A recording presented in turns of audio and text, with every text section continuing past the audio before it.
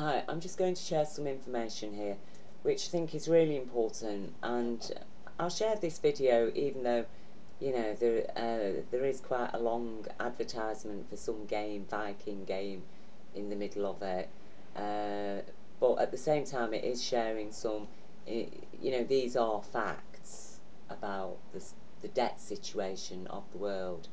They do at one point make an error and refer to 1.9 trillion people presently living on less than $5 a day, when actually it's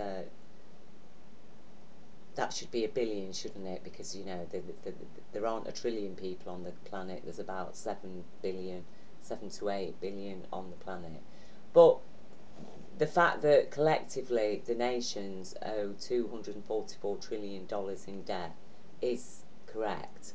And what this misses out, though, is the fact that when you look at the corporate debts, the global corporations, of which all the little corporations are subsidiaries of the bigger corporations, and eventually, when you look at it all, there's about 3 or 4, there's a handful of corporations that own all the corporations operating on Earth, and they are hugely in debt, and they are allowed to operate on a system whereby they borrow huge amounts of money from the banks, and all they need to do is pay the interest off the loan that they've received from the bank every year, and then claim all other money that they've earned is profit, you see, when actually that just isn't true, is it? Because they aren't profiting. They're profiting from a system of usury, in the sense of the bank has given them all this money that the bank has on the strength of its usury system, and they are only paying off the interest of their debt. So the debt itself is not being paid at all, and then they're claiming all the other money they've earned is a profit, when actually it isn't, is it? Because how can you be making a profit if you're in debt and submitting to a form of usury that then is passed on to the people? And so so you can times that by another 3, can't we? When you look at the global national debts, are probably amount to about a quarter, 1/4 of what the debts are owed by the global corporations. And that's when you start to understand why the bank's interests now are in supporting the global corporations, because they owe the most money, you see. And it's when you start looking at the populations, isn't it? So in USA, for example, there's 328 million people, okay? And their national debt is standing at $22 trillion. And China has a population of 1 billion, just over 1 billion people, nearly 2 billion people, well, 1.5 billion people, okay, is in China, and their debt is 9 trillion. It's half of the US debt. And then you've got the Japanese with only 126 million people living on it. Their debt is 11 trillion. And Germany, they've got 80 million people, and their debt is 2 trillion. And Britain, with even less than Germany, 66 million people, our debt is 3 trillion. Okay? Our debt is 3 trillion. India, with over 1 billion in population, their debt's only 2 trillion. They owe 1 trillion less than the British population. So things are going to look really bad for Britain, aren't they? Now, when you look at the gross national product, so the gross national product of America is 20 trillion. And China, it's 15 trillion. And Japan, it's 4 trillion. And Germany, it's 3 trillion. And Britain, it's 3 trillion. So our gross national product just about matches our debt, you see. And then you're looking at the public debts, and you can see the public debt is 69% there, 59% in China, 257.53% in Japan, Germany 60%, in Britain 96.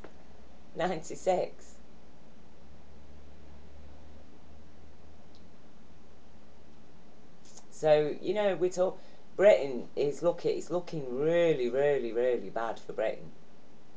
You know, this is why the people of Iceland said, no, we are not going to take responsibility for bailing these banks out. We are not, as a nation of people, going to be responsible for the how many trillion the British government borrowed off the World Bank in order to bail the banks out. That we are presently paying £1 billion a week just in the interest on that loan that we took out to bail the banks out. £1 billion a week. That's why disabled people are dying, being left with no benefits. That's why our NHS is being run down. That's why all our services. That's why the corporations are now profiting off our services. The government is paying money to the global corporations to run our services at a profit to themselves. And the only way they're going to make a profit is by providing less of a service. And people are dying. You know, this is killing people. But we know that is all part of the agenda of the New World Order, depopulation. You see, killing people slowly, either with poisonous products or, you know, with things like 5G. Anything, bring the population down. This idea that there's too many people is a continuing myth, and it's a very dangerous idea, because the fact is we need all the people on the planet today to rebuild our planet, to sort out the corporate debt, to invest in eco-friendly industry. So, you know, the only thing that is going to work now is for nations, every nation, to pull out of this present financial system, to literally dump it in the way that it has dumped us, both ethically and lawfully, okay? And every country prints their own money. And we need a sustainable foundation for that money. So hemp is a very good foundation, because hemp is a product of abundance. It supplies in abundance. It's a very productive product. From hemp we can make paper, clothing, building materials, animal feed, medicines, plastics, oil, food, you name it, all can come out of hemp. And we need to invest in hemp industry, and it will save our planet, literally. For example, we all know, like, you can get, say, for example, you have an acre of trees and you want to make paper out of those trees. Well, you can have an acre of hemp that will produce 4 times as much paper as you would get from an acre of trees, you see. And we all know how long it takes to regrow an acre of trees. Whereas hemp plants that grow up to 23 foot in a season, you know, that'll be grown. You'll have that same plant grown to that same height within 1 season. So it's like, oh, so every year you can grow 4 times as much paper as you'd get from 1 acre of trees with 1 acre of hemp. You can do that every year, but you can't do that every year with an acre of fully grown trees, can we? You see, so the present system we're living on doesn't make sense. You know, the plastics that we can make out of hemp are biodegradable, and they don't break down into microplastics that are presently causing such a problem, especially in the oceans, and they're getting right into the food chain. They're literally forming part of biology now. This is a very dangerous situation, and this is precisely because the corporations, the corporate bankers, chose to invest in the waste from the oil industry, like what can we do with it, because it's highly toxic and it was piling up, and they produced their oil-based plastics. But simultaneously, state scientists, American state-employed scientists, have discovered that you can make plastics from hemp that is also biodegradable. And the bankers were so worried about this competition that, you know, they had to create this whole narcotics thing against marijuana and put this huge tax on hemp. So that was it. Hemp wasn't a threat. The same bankers had invested heavily in wood pulp paper mills that were going to become obsolete because, oh, well, you can make paper from hemp 4 times as much and doesn't need any, hardly any, if at all, any bleaching, because hemp paper is naturally a very pale, creamy colour. You don't need to use dioxin chemicals. So the bankers who've been investing in the chemicals to bleach the paper and the wood pulp industry, obviously they were going to lose their money. That was in the 1930s. For the sake of them not losing their money in the 1930s and 40s, this world now is heavily polluted and in a dreadful amount of debt that is based criminally on a system of usury. That is against, it is one of the fundamental principles of God's law, as it were, universal law, is that usury is a crime. All forms of usury, whether it's wage slavery or actual slavery or interest rates, that you know, in the sense that the money is being printed and then loaned to the government, who then pays interest. You see, so the money is actually printed on the strength of debt. Because, you know, if a government needs $1, then, oh yeah, but there's going to be like 5 cents interest on that dollar because we printed that dollar for you, and you owe us now $1.05. You see. And so, no, this cannot continue. I'm sorry, Rothschilds, you have to accept your banking system is corrupt, it's criminal, it's antiquated, it's got to go, it's destroying our planet. The philosophy that you've put your money into and your efforts into, this corporate capitalism and this idea of depopulation, Agenda 21, sorry, it is totally defunct, because it is a well-known fact that in every country where women have rights, autonomy, access to birth control, populations fall, birth rates plummet. That's a fact. It is a well-known, well-proven fact. So if you're worried about population, then give women their rights. Give women their rights of autonomy and choice over their own bodies, okay? And access to education and contraceptives and healthcare. And the populations will stabilise within a generation. That's a fact. There's no getting away from these facts. Okay, the idea of killing everybody off slowly with your 5G and your nuclear power and all the other toxins that you're pumping into the food chain right now. I'm sorry, you are not just destroying humanity, you are destroying the life of our planet. Bees are at risk, birds are at risk from 5G. That's just 5G, you know, and then there's all the other rubbish and pollutants, the Monsanto stuff that's going out, that is literally destroying the life of our planet. By the time you people have done, you will only have enough habitable planet left to sustain 500 million people. That's the fact of it. And it will be a dwindling. You will eventually become extinct. You see, because the whole of nature survives, the whole of this universe operates on a system of abundance. And to those who have less, even that which they have shall be taken away. So your present path, Rothschilds, is a path to doom. It is doom.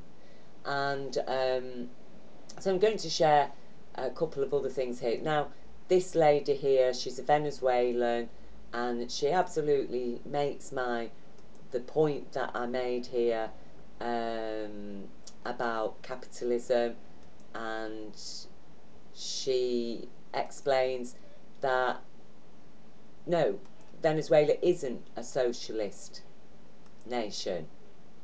Okay? Venezuela's not a socialist nation. She says that just isn't true. That just isn't true. Because they've been constructing a social state of justice and equality.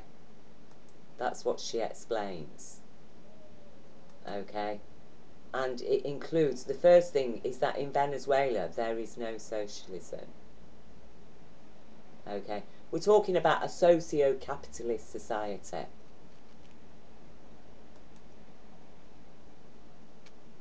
We're talking about a socio-capitalist society, not a society that is Marxist communism. Okay? We're talking about a democracy. It still has a capitalist base as well. We're talking about a socio-capitalist society in which people actively participate in the democracy at every level. We're talking about individual, private or family-owned businesses. We're talking about cooperatives, people's cooperatives. We're talking about people as workers employed by the system, either in the services, but everything is Venezuelan owned, Venezuelan controlled, earning money and taxes, profits for Venezuela that is then invested in Venezuela. Whereas the system that is attacking Venezuela are all these corporate politicians that do collectively are serving the global corporations as part of the New World Order agenda, in which every nation becomes a corporate farm, enslaved to the corporate debt, and the people then have an imposition of corporate communism. Because nobody is allowed really to own their own businesses, because as we can see in Britain, all the individually owned family businesses have been taken over by global corporations. Services that were previously run by our councils are now being run by global corporations, whereas the money that was being paid into these services was staying in Britain. No, the money that's being paid into these services by governments, by councils, that they take off the British people through our taxes and national insurance and what have you, is then going to these global corporations who then provide less and less of a service in order to make profits. Because how can you make a profit out of providing a service when the government has this much money to give you? How can you make a profit out of that? Unless you're going to provide less of a service. Unless you're going to find reasons not to spend that money on people. So, you know, you privatise the benefit system and you end up with people on sanctions. Or them saying, oh no, you don't, you know, we're going to cut you off receiving benefits because we don't think you're really that ill.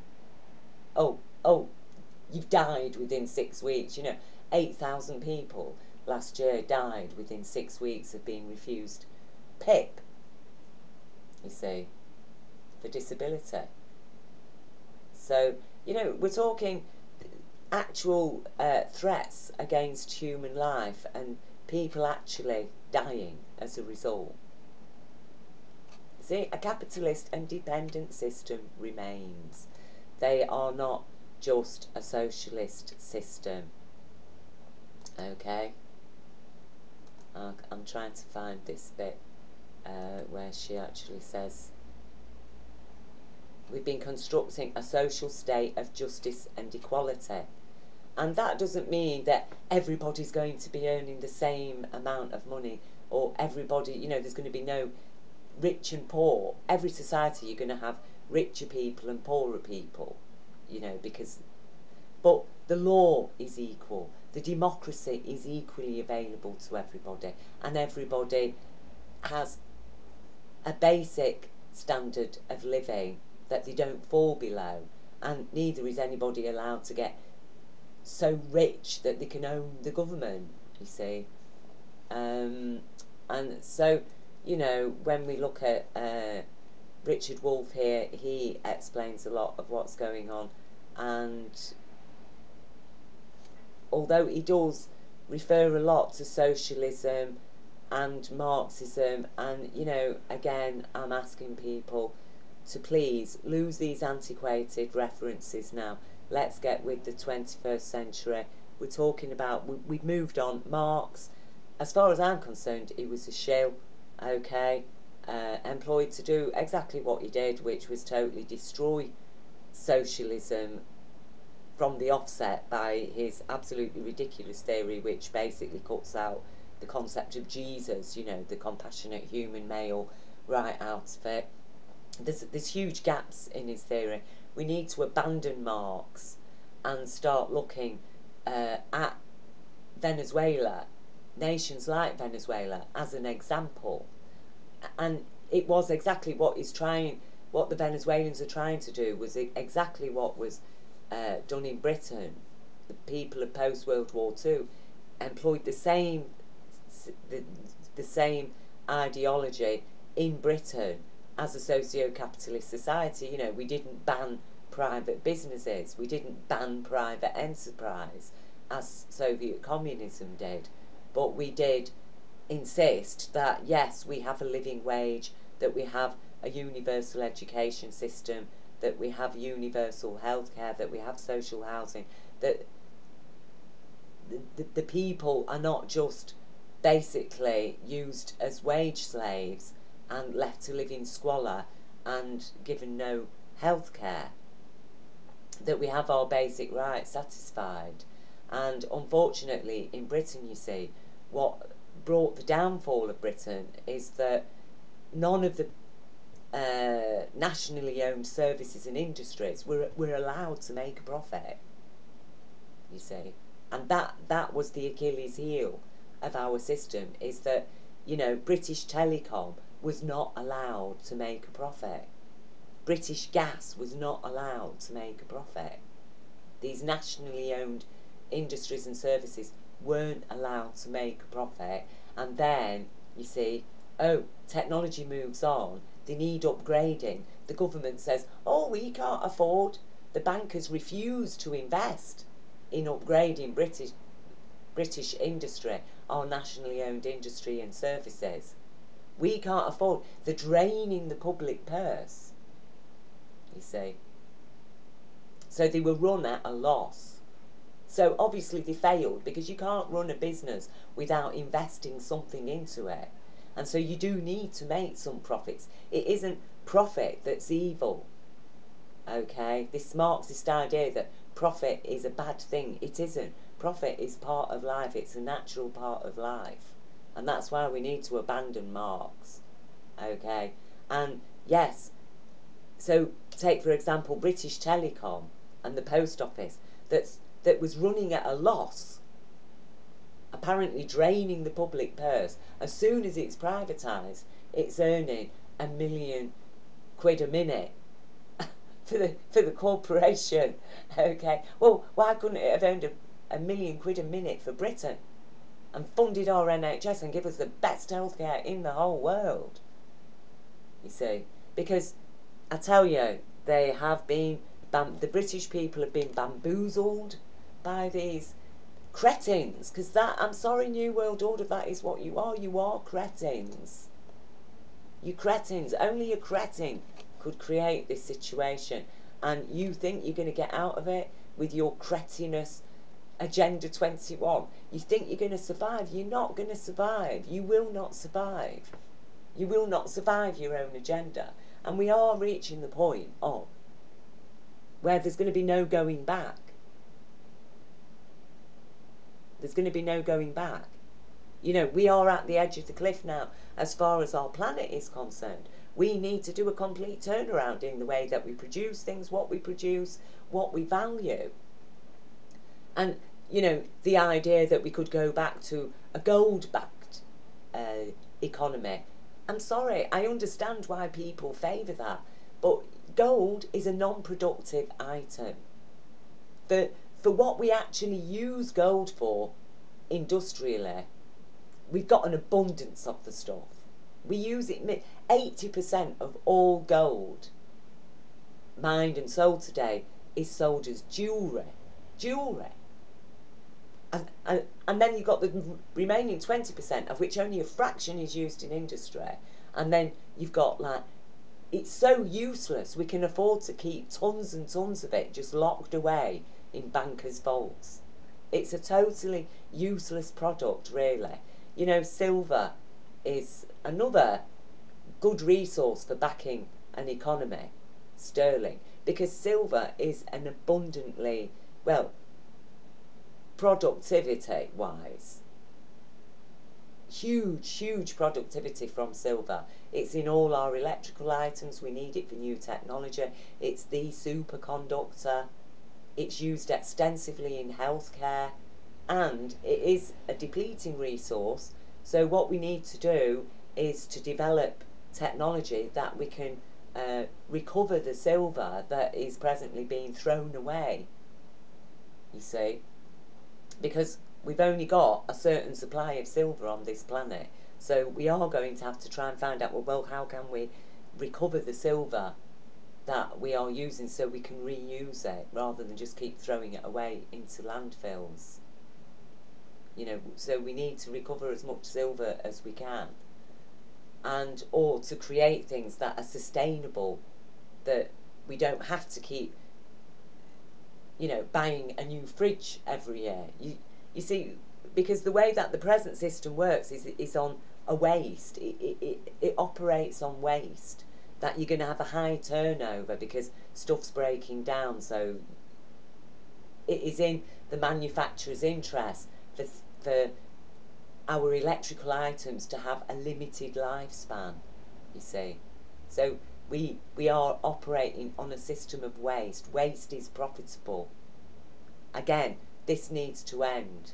This needs to end. So, you know, when it comes to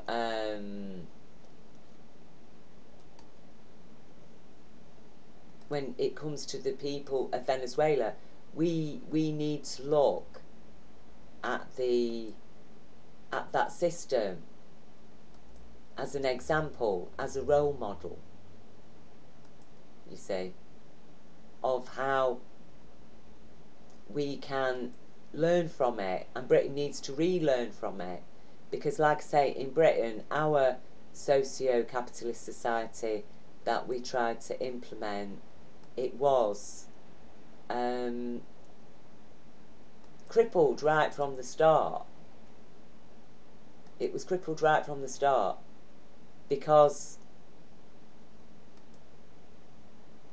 it was crazy that we weren't allowed to make a profit. It was crazy.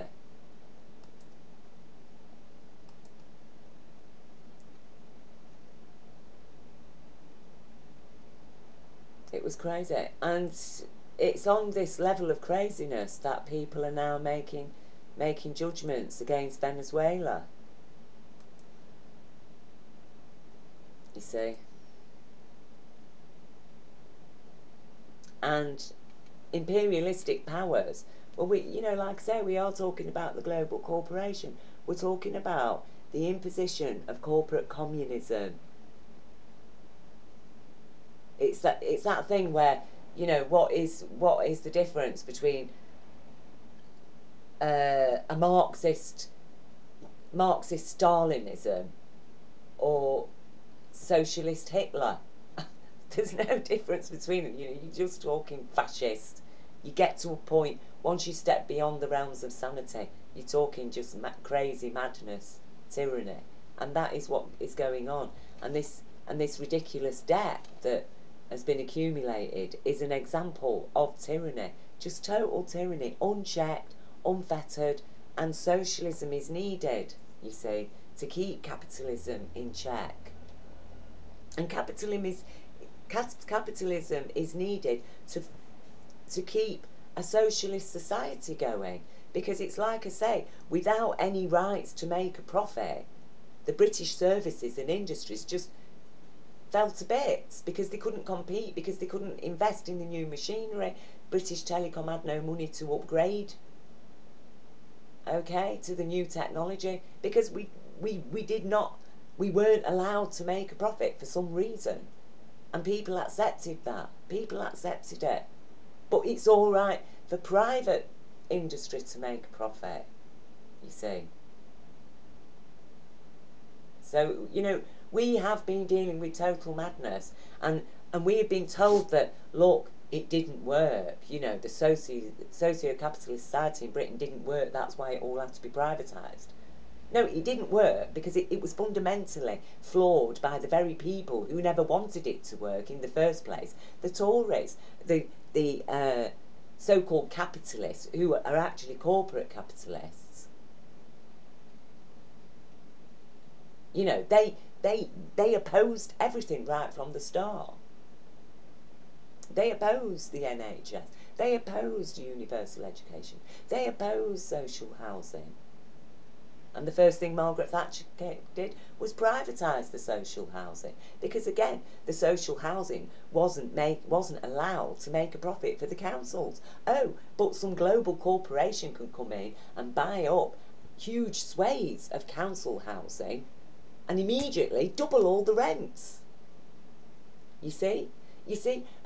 British people, I don't know why, because what is it? The BBC has made everybody crazy, crazy, crazy, crazy. You're not making sense, people. You're not making sense. So, like I say, please, Richard Wolff, please start talking socio-capitalism. This idea that socialism alone is going to save the world. It isn't. It is not going to save the world. Socialism alone. Socio-capitalism will. Socio-capitalism and nationalised socio-capitalism. I'm not saying there's not any room at all for global corporations to provide certain things, certain resources, but I'm sorry, global corporations have no business running a nation's services. They have no business running a nation's children's homes. Okay, they have no business running a nation's water supply. A global corporation, no. Every nation, let them run their own systems. Let them profit and produce and provide for themselves. These global corporate vampires is what they are, and they are serving an insane agenda that is intent on depopulation and is poisoning and polluting not just our planet but humanity and all the life on our planet as well. So, we are in very serious times, and like I say, we're at the point now where we've reached the edge of the cliff. Now, once you take that step over and you're leaning forward, there's no going back. You can't suddenly, as we're falling down the cliff face, suddenly think, oh, sorry, no, I made a mistake, I want to get back up. No, that's it, you're committed now. And that's where we are when it comes to our planet and what's happening on our planet, is that we are at the point that if we take another step forward now, there's going to be no going back. It isn't that immediately the planet's going to come to a standstill, but everything's going to get worse and worse, and there will be absolutely nothing that we can do to reverse that, you see. And so that's why once you're at the edge of the cliff, you take that step back, and every parent knows, when children learn to walk, it's 2 steps forwards, 1 step back, isn't it? And we've had our 2 steps forwards now with all this nonsense that's gone on in the last few decades since World War II. Now it is time to take the step back so that we can turn ourselves around away from the edge of the cliff and take 2 steps forward into life, into reality, into sense and sanity, into balance and harmony. And as I say, what's happening in Venezuela, we all need to take a leaf out of that book. It's far from criticising Venezuela and turning their backs on Venezuela. The leaders of this world need to take a look at Venezuela. And that includes you, the Rothschilds bankers. Okay? You need to do a turnaround, because I tell you, your grandchildren, your great grandchildren, they are doomed on your present course. Okay? So, much as I might criticise certain factions of this global rulers, everything I'm saying is for everybody's benefit equally. Even the people who see me as an enemy, what I am sharing is for your benefit, for your children's benefit as well. So, take it or leave it, people. I hope that people do start picking up on the understanding of the socio-capitalism. That is what we need on a national level, okay? And understand, I'm sorry, global corporations, you're going to have to carry your own weight. Your debts are your debts. They've got nothing to do with us. You've had money out of us, but sorry, no, your whole system is corrupt. It's criminal. Every nation, start printing your own money on strength of sterling, hemp, whatever is in abundance in your nation that that gives you productivity, that gives something back. The gold standard, I'm sorry, it gives nothing back. It's virtually useless, and anybody that's going to print a money supply on something as unproductive and largely useless of gold, you're doomed before you've even started. And you are going to have to operate on a system of usury, because the price of gold is going to have to become ever, ever, ever, ever more inflated over time. And it is going to empower a very few people who own that limited resource at any given time. So, we just cannot allow that system to continue. It's defunct, it's broken, it doesn't work. Abandon it. Step away from the cliff, turn around, take that step back, away from the cliff edge, turn around, take 2 steps forward, people.